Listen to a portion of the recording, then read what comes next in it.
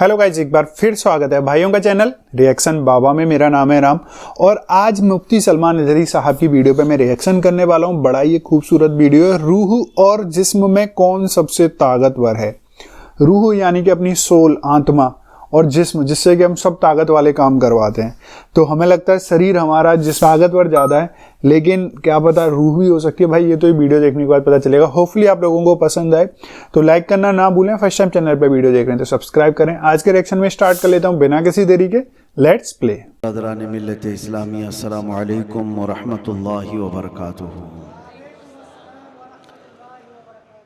अल्हम्दुलिल्लाह अल्हम्दुलिल्लाहिल हन्नानिल मन्नान अल्लज़ी खलक़ल इंसान व अल्लमहुल बयान वस्सलातु वस्सलामु अला रसूलिही सय्यिदिल इंसी वल जान व अला आलिही व अस्हाबिही ज़विल खैरि वल इहसान, अम्मा बाद। फ़अऊज़ु बिल्लाहि मिनश शैतानिर रजीम, बिस्मिल्लाहिर रहमानिर रहीम। यसअलूनका अनिर रूह क़ुलिर रूह मिन अम्रि रब्बी, सदक़ल्लाहु मौलाना अज़ीम। बारगाह रिसालत मुआब सल्लल्लाहु तआला अलैहि वसल्लम में दुरूद पाक का हदिया पेश करें। अल्लाहुम्मा सल्लि अला सय्यिदिना मुहम्मदिन मअदनिल जूदि वल करम व आलिही व अस्हाबिहिल किराम व इब्निहिल करीम व बारिक व सल्लिम सलातन दाइमतन सरमदन अबदा।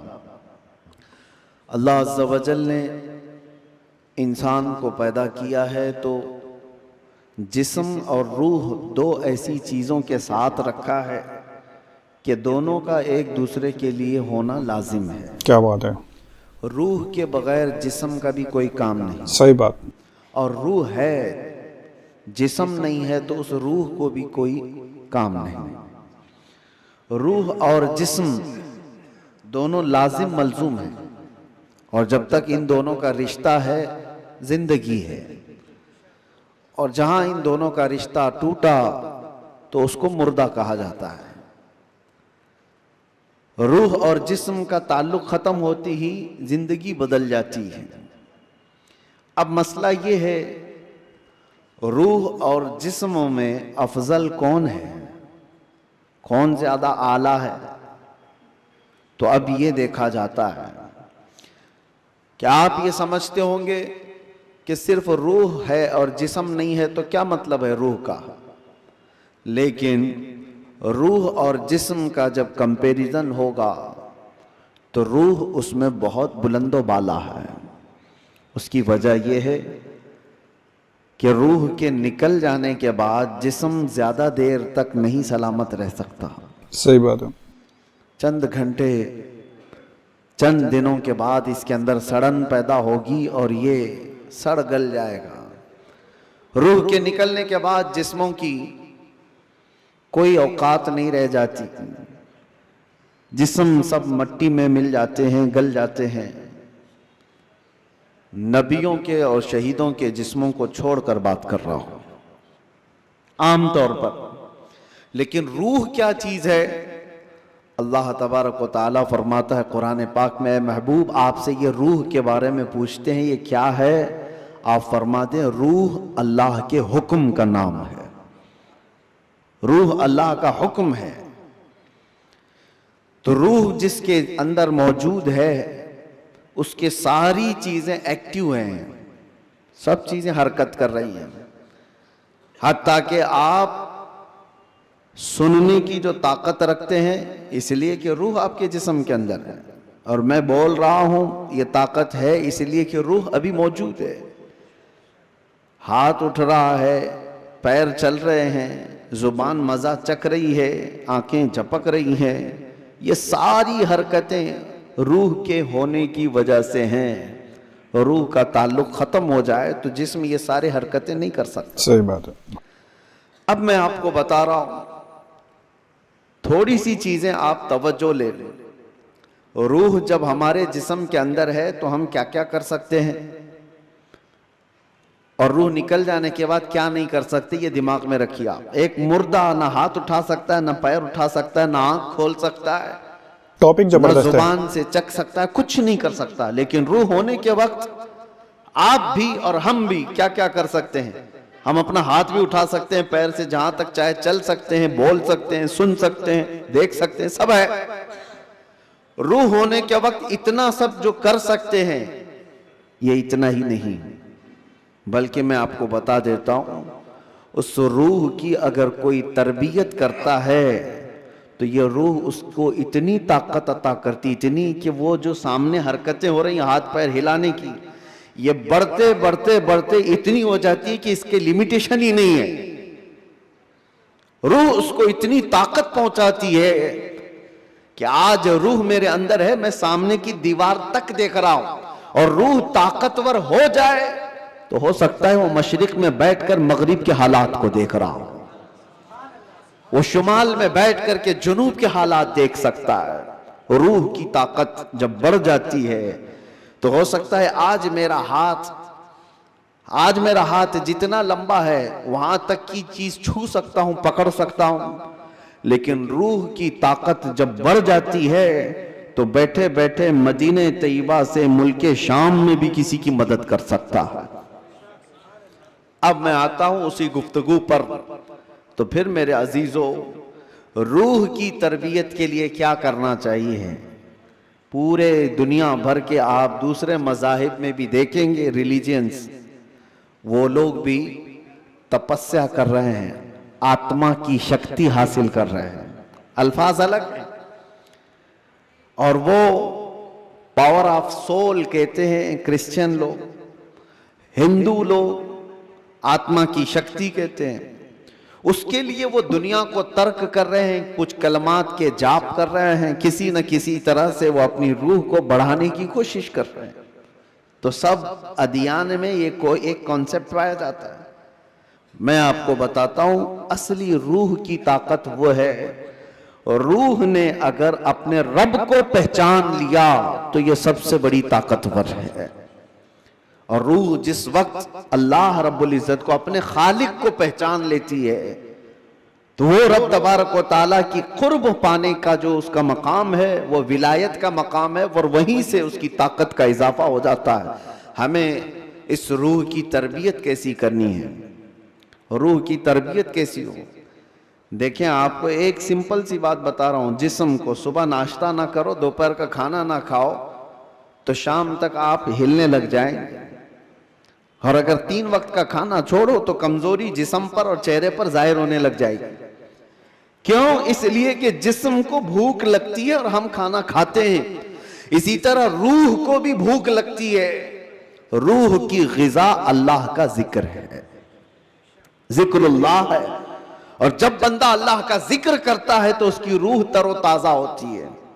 और यहां तो बरसों से अल्लाह का जिक्र ही नहीं किया तो किसी की रूह बीमार इतनी हो चुकी है कि उसे कुछ नहीं पता, सिर्फ चलता फिरता एक लाशा है, चलता फिरता एक जिस्म है, रूह तो है मौजूद लेकिन बड़ी कमजोर और बड़ी गरीब।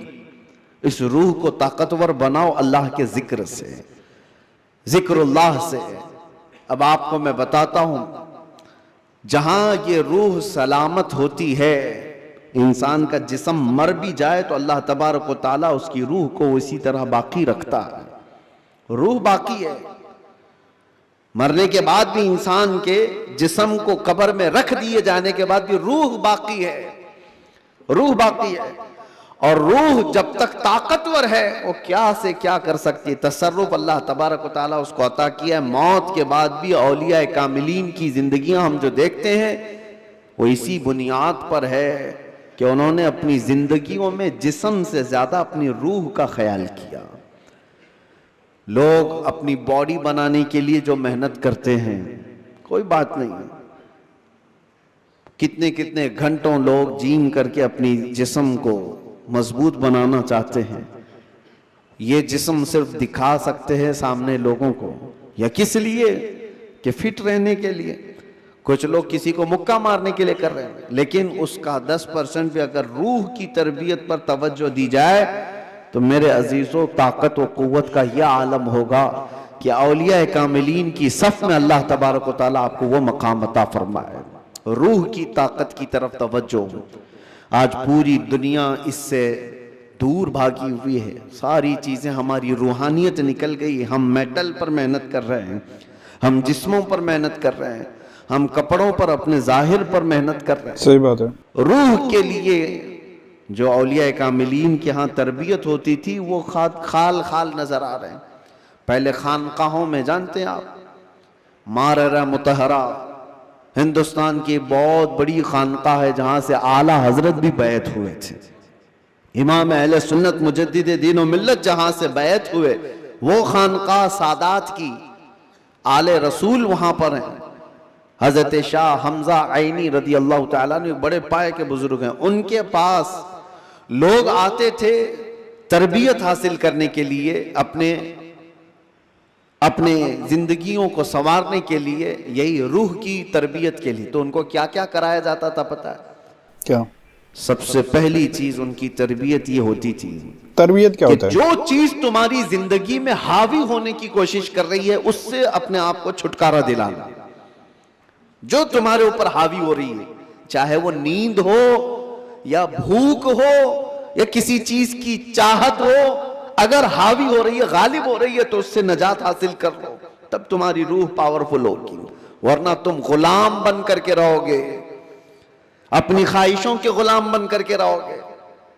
अभी मन किया बिरयानी खाने का, भाग कर चले गए, तुम ख्वाहिश के गुलाम हो, तुम जाहिरी चीजों के गुलाम हो।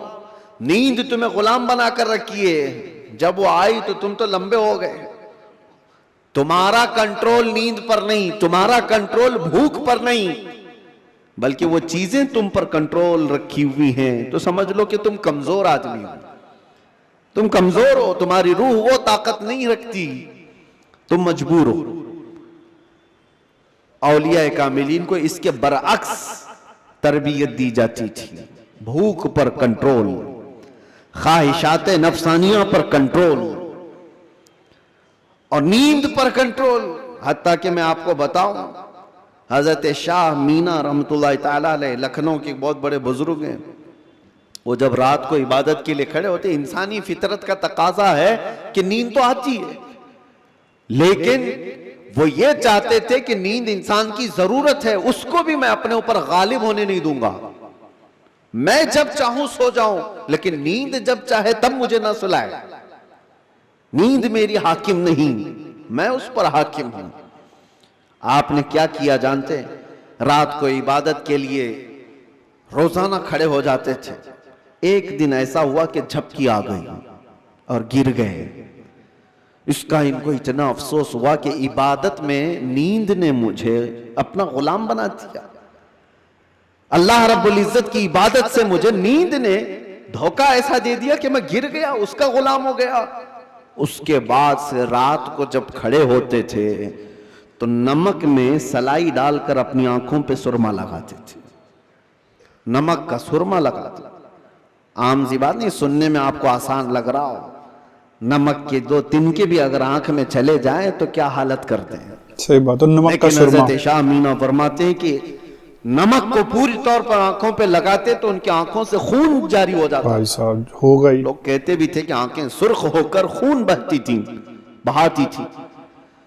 आपसे कहा जाता कि आप इस तरह से आंखों को सख्ती कर रहे हैं, आप कहते इन आंखों की वही सजा है जो मुझे मेरे रब से दूर कर रही है। नींद का गलबा मुझे ला करके अपना गुलाम बनाती हूँ। ख्वाहिशात के लिए भी उन्होंने ऐसा ही किया है। अपने ख्वाहिशात पर कंट्रोल जब तक आदमी नहीं करता, उसकी रूह ताकतवर नहीं है, उसकी रूह कोई ताकत नहीं रखती, वो कमजोर आदमी है। इसीलिए मेरे अजीजों, मैं जो बात कर रहा था, हजरत शाह हमजा आइनी, इनके यहाँ जो लोग आते थे, कुछ तो पंडित भी आते थे, जोगी भी आते थे तपस्या करने के लिए कि सूफी संत हैं। इनके यहाँ जो तरबियत होती है वो बहुत आला दर्जे की होती है। आप ये कहते थे कि इंसान सबसे ज्यादा किन चीजों का मोहताज है? खाने का, पीने का, सोने का, यही सब चीजें ना। इस पर तो वो कंट्रोल करा ही देते थे। कोई कोई ऐसा उनके पास मुजाहिद होता, रियाजत करने वाला, कि 3 दिन 4 दिन तक बगैर खाए पिए इबादत में मसरूफ रहते, कुछ भी नहीं। और ये पॉसिबल है क्योंकि अल्लाह ने इंसान की बॉडी को फ्लेक्सिबल बनाया है। इसको जैसा बंदा ढालता है वैसा जिस्म बनता है। कोई चीज इम्पॉसिबल नहीं है। बुजुर्गों ने ये तरबियत किया।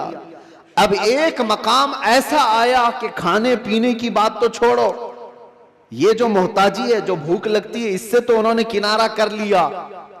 एक शागिर्द ने उनसे कहा कि हुजूर, खाने से तो हम मोहताज नहीं है, जब हम चाहेंगे खा लेंगे, भूख हमको गुलाम नहीं बना रही यार, प्यास भी हमको गुलाम नहीं बना सकती, लेकिन ये जो सांस लेते हैं इसके तो हम मोहताज हैं। सांसों के बगैर तो रह नहीं सकते सांसों के बगैर। आपने फरमाया मैं वो भी तरबियत तुम्हें करा दूंगा। अच्छा, उसकी भी तरबियत करा दूं। तो हबसे नफ्स औलिया कामिलीन के यहाँ, मैं तसव्वुफ की बात कर रहा हूं, एक तरबियत ये भी है उनके यहाँ, हबसे नफ्स। हबसे नफ्स या हबसे दम जिसको कहा जाता है, क्या है? उनको सांस रोकने की तरबियत दी जाती थी। सांस रोक लो अपनी, आप अपनी नाक और मुंह बंद करके देखो कितनी देर रोक सकते हो, शायद 1 मिनट, क्योंकि आदत नहीं है। 1 मिनट से ज्यादा अपने नाक और मुंह को पकड़ नहीं सकते। लेकिन तरबियत के बाद माररा मुतहरा की तारीख में है, हजरत शाह हमजा आइनी की बारगाह में जो तरबियत पाते थे, उनको सांस रोकने की जो तरबियत दी जाती थी, फजर के बाद वो सांस को रोकते थे तो जोहर तक लेकर जाते थे। क्या बात है, जोहर तक।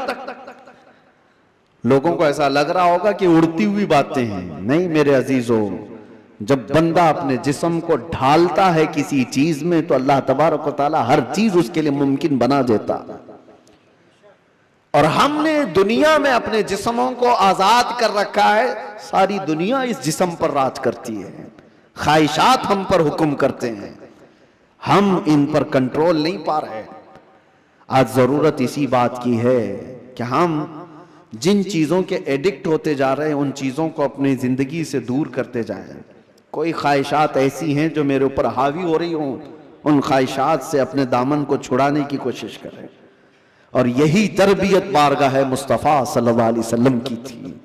एक बात मैं आपको बताता हूं, मजबूरी के आलम में भी औलिया कामिलीन ने अपने आप को दुनिया के हवाले नहीं किया, दुनिया के हवाले नहीं किया, वो बचने की हर मुमकिन कोशिश करते रहे।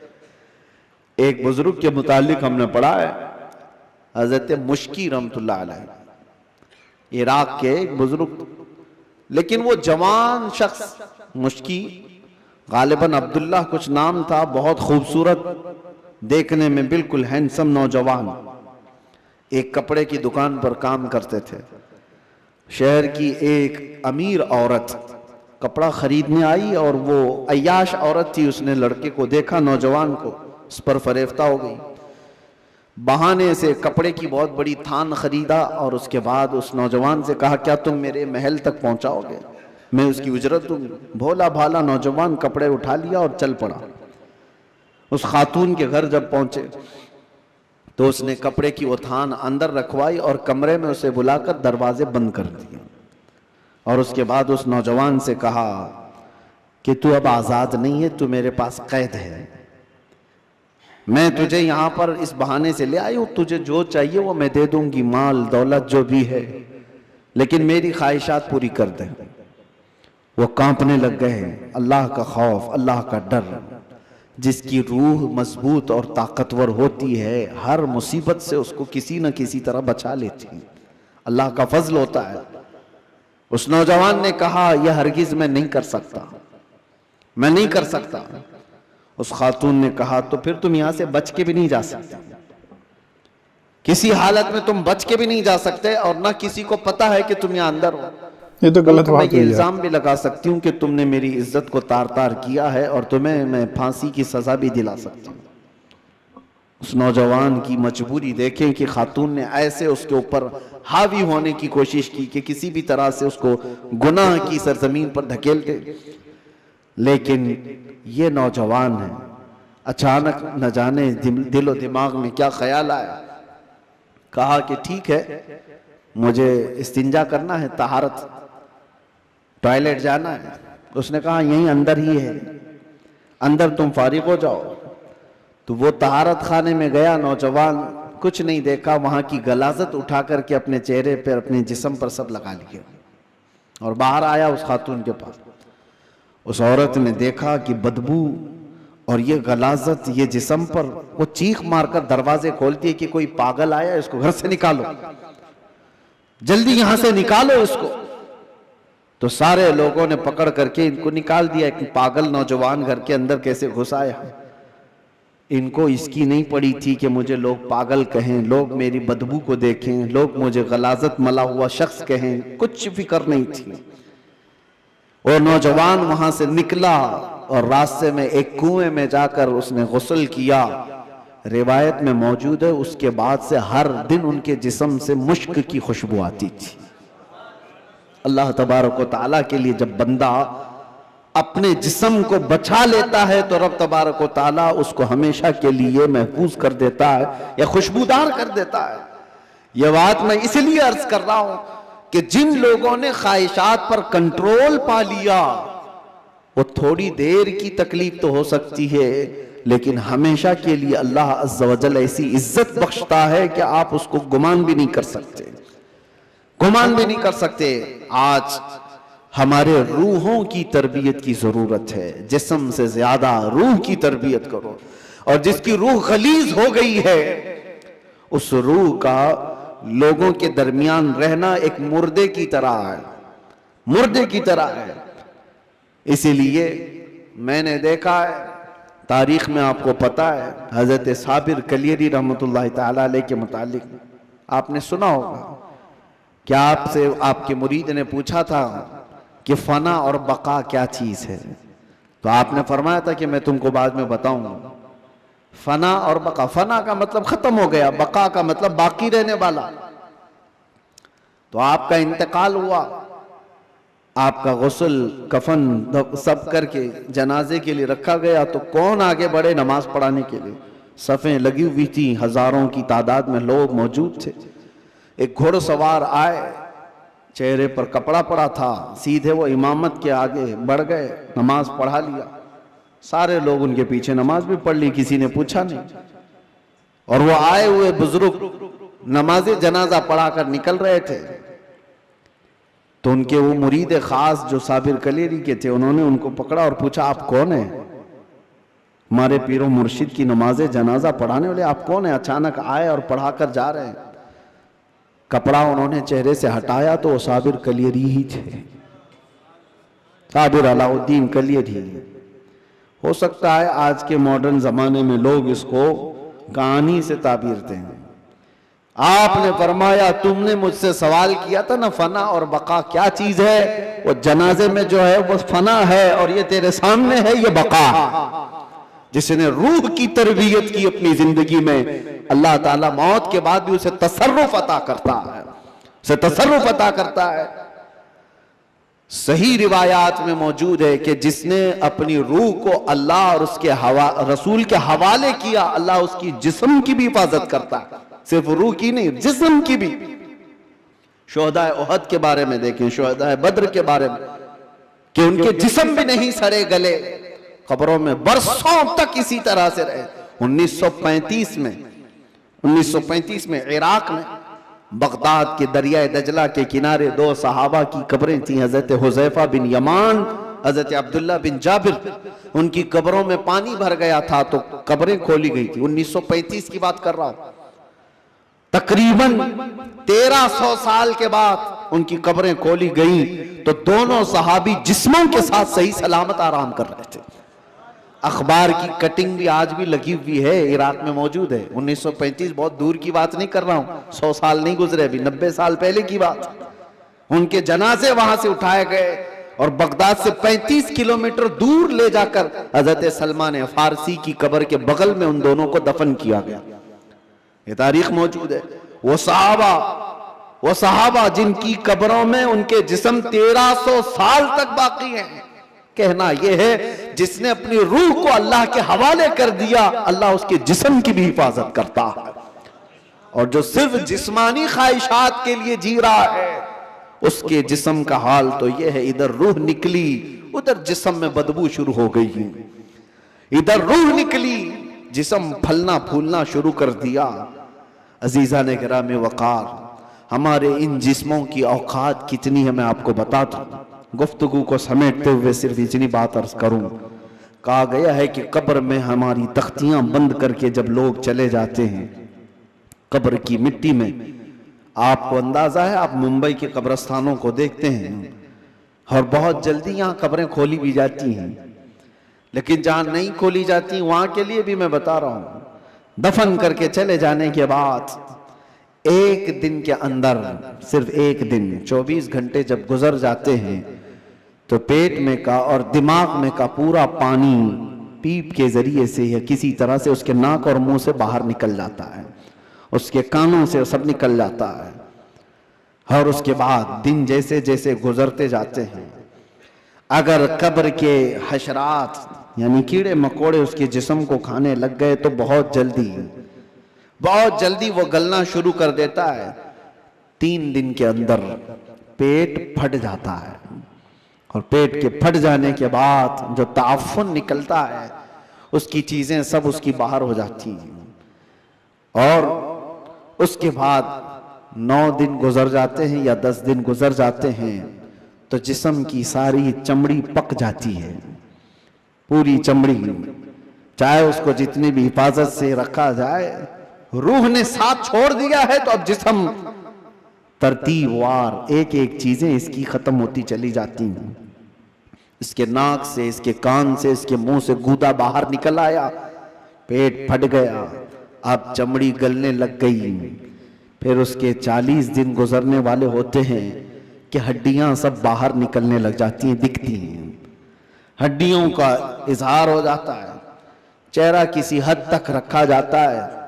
कहा गया कि महीना गुजर जाता है तो कि उसकी आंखों की पुतलियां भी बाहर निकल जाती हैं। महीना 2 महीना गुजरता है कि उसके बाद फिर जिस्म के अंदर जितनी नरम चीजें थी सब निकल जाती हैं, फिर ढांचा बाकी रह जाता है और ढांचा, हड्डियां भी अपने आप में टूटने लग जाती हैं।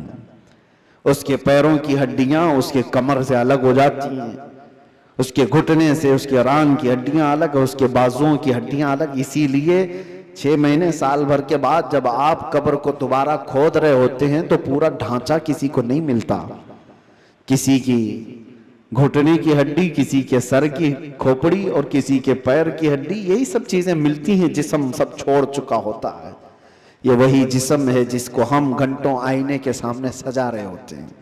ये वही जिस्म है जिसके ऊपर हम अपनी मेहनत खर्च कर रहे हैं, चाहे वो जिम में जाकर, मैं नहीं कहता कि फिट नहीं रहना चाहिए, फिट रहना चाहिए, लेकिन ये नहीं है कि कुल मेहनत हम अपने जिस्म पर लगाए और रूह का ख्याल भी नहीं किया कभी, रूह का ख्याल ही नहीं किया तो ये जिस्म जिस वक्त साथ छोड़ देता है तो मेरे अजीजों बहुत बुरा हशर हो जाता है। मौला अली करमल्लाहु वजहुल करीम एक बार कब्रस्तान तशरीफ ले गए, कब्रों को सलाम किया, सलाम अलैकुम या अहलल कबूर, और उसके बाद वो मौलाए कायनात हैं, कब्र वालों से यूं कहते हैं कैफ अहवालुकुम या अहलल कबूर, ऐ कब्रों वाले तुम्हारे हालतें क्या हैं। सईद इब्ने मुसय्यब हजरत अली के साथ थे। हजरत अली रदी अल्लाह तआला अन्हु के शागिर्द, मदीने के मशहूर ताबई सईद इब्ने मुसय्यब कहते हैं मैं मौला अली को देख रहा था, वो कब्र वालों से पूछ रहे हैं, थोड़ी ही देर के बाद आपकी आंखों से मोटे मोटे आंसुओं के कतरात निकलने लगे और हजारों कतार आप रोने लगे। सईद इब्ने मुसय्यब पूछते हैं मौला अली करमल्लाहु वजहुल करीम से कि सरकार आप इनसे बात कर रहे हैं और रो किस बात पर रहे हैं।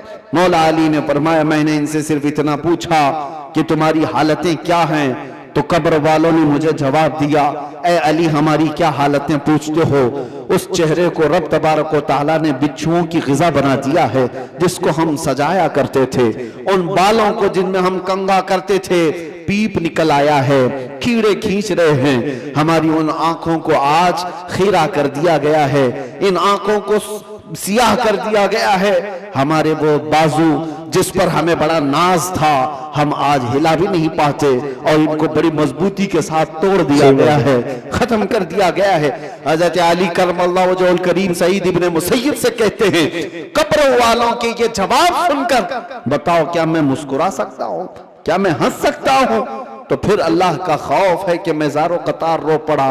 मेरे अजीजों हम सब भी उसी मंजिल के राही हैं, हम भी उसी आखिरी मकान के मुसाफिर हैं जहां हम सबके साथ ये होना है। इसलिए जब तक रब तबारक व तआला ने हमारे जिस्म में रूह बाकी रखा है, इस रूह की तवज्जो करो, इसकी तरबियत करो, वरना वक्त गुजर जाने के बाद कुरान पाक में है कई ऐसे लोग हैं जो कहते हैं रब तआला से, क्या कहते हैं, लौ कुन्ना नुरद्दु, ऐ अल्लाह अगर काश एक बार हमको तू लौटा दे, कुन्ना नअमल, हम बहुत अच्छा अमल करेंगे, अमलन सालिहा, हम नेक बन करके आएंगे, लो नुरद्दु, हम लौटा दिए जाएं, अगर एक बार हमें दोबारा दुनिया में भेज दे, हम पक्के मोमिन बन करके आएंगे, हम नेक इबादतगार बन करके आएंगे। रब ताला फरमाता है कल्ला, हरगिज नहीं, जो वक्त था वो बीत चुका, अब अमल का वक्त नहीं, अब सिर्फ हिसाब का वक्त है, अब सिर्फ हिसाब का वक्त है। इसीलिए अरबी में एक मकौला मैं पढ़ता था अपने तालिबे इल्मी के जमाने में, मैंने तो अपने सिराने पर उसको लगाया हुआ था, हासिबू कब्ल अन तुहासबू, अपना हिसाब पहले पूरा कर लो, इससे पहले कि तुम्हारा हिसाब लिया जाए, अपना कैलकुलेशन पूरा करेक्ट करके रख लो कि इससे पहले कि तुम्हारा हिसाब लिया जाए। अजीजा निगरानी, आज हमारी जिंदगियां ऐसी हैं, हम इनकम टैक्स के डर से तो अपना हिसाब पूरा सही करने की कोशिश तो करते हैं, सीए को दे दिया, उसको दे दिया, सबसे पूछताछ करके कि कहीं कोई लूप होल्स ना रह जाए ताकि हम पकड़ में ना आए। बैंकों के मामलात सही कर रहे हैं कि कहीं हम ईडी के छापे में ना आ जाए, इनकम टैक्स के छापे में ना आ जाए। ये ज्यादा से ज्यादा तुम्हें क्या कर सकते हैं, इस जिंदगी में ही तो सजा दे सकते हैं, लेकिन इनको छुपा भी सकते हो अपने मामलात। सीए तुम्हें छोटे रास्ते भी बताता है और अलग शॉर्ट रास्ते भी बताता है, लेकिन उस रब्बुल आलमीन की बारगाह में तुम कोई हीला बहाना नहीं कर सकते। यअलमु खाइनतल अयुनि व मा तुख्फी सुदूर, वो तुम्हारी आंखों की खयानत को भी देख रहा है और दिल में छुपे हुए हालात को भी देख रहा है। उसके दरबार में क्या छुपा सकते हो। और जो फरिश्ते तुम्हें कब्र में पूछने आएंगे वो रिश्वत भी नहीं लेते, वो किसी के बारे में सिफारिश को कबूल भी नहीं करते। उनका हाल तो ये है जितना रब ने उनको हुक्म दिया वो पूरा करके ही रहते हैं। अगर फरिश्ता रिश्वत लेने वाला होता तो कितने तो मालदार पैसे देकर इजराइल अलैहिस्सलाम से जान तो बचा लेते, अपनी रूह निकाले जाने से बचा तो लेते। जहां बंदा डॉक्टरों को पैसे देता है, मलकुल मौत को भी तो दे सकता था, लेकिन पूरी दुनिया को ये मालूम है कि फरिश्ता रिश्वत नहीं लेता, ना ही ये किसी को एक मिनट आगे पीछे होने देता है। जब ये सारे मामला तय हैं और सबको मालूम है, तो आओ मेरे अजीजों उस बारगाह मुस्तफ़ा सल्लल्लाहु अलैहि वसल्लम में, जहां मेरे आका सल्लल्लाहु ताला अलैहि वसल्लम ने इंसानों की तरबियत फरमाई, उनकी रूह की तरबियत फरमाई। वो कौन थे जो सहाबा बने? शराब की जिंदगियां उनकी भी थी, जुए की जिंदगियां उनकी भी थी, बच्चियों को पैदा होते ही गर्दन मरोड़ करके मार देने वाली जिंदगियां उनकी भी थी, माँ और बहनों को बाजारों में नीलाम कर दिया जाता था, अरब की ये जिंदगी थी। लेकिन एक अरब ने आदमी का बोलबाला कर दिया, खाक के जर्रों को हमदोशे सुरैया कर दिया, खुद न थे जो राह पर औरों के हादी बन गए, क्या नजर थी जिसने मुर्दों को मसीहा कर दिया। मेरे आका सल्लल्लाहु ताला अलैहि वसल्लम ने फिर उनको किस मकाम पर पहुंचाया। ये वो अरब के बद्दू लोग थे जिनको दुनिया वहशी कहती थी, मगर मेरे मुस्तफ़ा सल्लल्लाहु अलैहि वसल्लम की तरबियत में आए तो फिर मकाम ये बना असहाबी कन्नुजूम। खुद मेरे आका ने फरमाया मेरे सहाबा सितारों की मानिंद है, जिसकी भी पैरवी करोगे हिदायत पा जाओगे। उनको बुलंद मकाम हुआ था किया कि चांद भी उनको देखे तो रश्क करे। वो मकाम मेरे आका की उस जलोत खाने में, उस खलवत कदे में हुआ है। इसीलिए दुनिया की यूनिवर्सिटियां, दुनिया के स्कूल जिस्म तो बना सकते हैं और मदीने का दरबार तुम्हारी रूह को बनाता है, रूह को बनाता है। बारगाह मुस्तफ़ा सल्लल्लाहु अलैहि वसल्लम में हम अपने आप को सरेंडर करें। और इसीलिए मेरे आका ने फरमाया ला युमिनु अहदुकुम हत्ता यकून हवाहु तबअन लिमा जितु बिही। उस वक्त तक तुम में से कोई भी मोमिन नहीं हो सकता जब तक अपनी ख्वाहिशात को मेरी मर्जी के मुताबिक ना बनाते। जब तक आप अपनी ख्वाहिशात को रसूलुल्लाह की मर्जी के मुताबिक नहीं करते, तब तक तो पक्के मोमिन भी नहीं हैं। इसीलिए आज ये अहद करो कि हमारा जीना मरना हुजूर की मर्जी के मुताबिक होगा। हुजूर पाक की मर्जी के मुताबिक हो तो फिर रूह भी ताकतवर होगी। इसीलिए मेरे मुर्शिद ने कहा, जिंदगी ये नहीं किसी की किसी के लिए, जिंदगी है नबी की नबी के लिए। अरे ना समझ मरते हैं जिंदगी के लिए, जीना मरना है सब कुछ नबी के लिए। या रसूल अल्लाह, दहन में जुबान तुम्हारे लिए, बदन में है जान तुम्हारे लिए। हम आए यहाँ तुम्हारे लिए और उठे भी वहां तुम्हारे लिए। जब बंदे का ये अकीदा बन जाए तो फिर देखो उसकी जिंदगी में इनकलाब कैसे आता है। रब तबारक व तआला हम सबको हमारे कमजोर जिस्मों से नजात अता कर मजबूत रूहानी ताकत अता फरमाए। मौला करीम हमारी आंखों में नूरे मुस्तफा अता फरमाए, हमारे दिल को वसवसों से महफूज फरमाए, हमारे बाजुओं में कुव्वत हैदरी अता फरमाए। मौला करीम इस पूरी उम्मत को इस्लाह की तौफीक अता फरमाए। रब्बल आलमीन हमारे दरमियान सलाहुद्दीन पैदा फरमा, हमारे दरमियान खालिद इब्ने वलीद के नक्शे कदम पर चलने वाला जवान अता फरमा, सहाबा का सच्चा शहदाई अता फरमा, गौस व ख्वाजा का गुलाम हमारे खानदानों में अता फरमा। रब्बल आलमीन हमारी जुमा को कबूल फरमा, हाजिरीन के सजदों में लज्जतें अता फरमा। व आखिर दावाना अनिल हम्दुलिल्लाहि रब्बिल आलमीन। अस्सलामु अलैकुम। भाई जबरदस्त ये वीडियो थी। रूह और जिस्म के बारे में बहुत अच्छे से बात करी है इन्होंने। सच बात है, जब तक अपनी रूह नहीं होगी ना, कुछ भी नहीं कर पाओगे आप। इवन कुछ भी चीज टेस्ट भी नहीं कर पाओगे, जीभ का भी स्वाद नहीं आएगा। सांस लेना तो बहुत बड़ी बात हो रही है। इसके बाद इन्होंने कई सारी कहानियां बताई बड़ी, उस लड़के वाली, हैंडसम लड़के वाली। बड़ा अच्छा मुफ्ती सलमान नजरी साहब जब भी बोलते हैं बड़ी अच्छी अच्छी बातें बताते हैं। बहुत कुछ मुझे सीखने को मिला इनके वीडियो से। होपफुली आपको भी पसंद आएगा, तो आप लोग इस वीडियो पे कमेंट जरूर करें। अच्छी लगी है तो लाइक करें, और फर्स्ट टाइम चैनल पर वीडियो देख रहे हैं तो सब्सक्राइब करें। आज की रिएक्शन में बस इतना ही, मिलूंगा नेक्स्ट किसी रिएक्शन में। तब तक के लिए thank you so much for watching. Bye bye guys, see you guys, take care guys.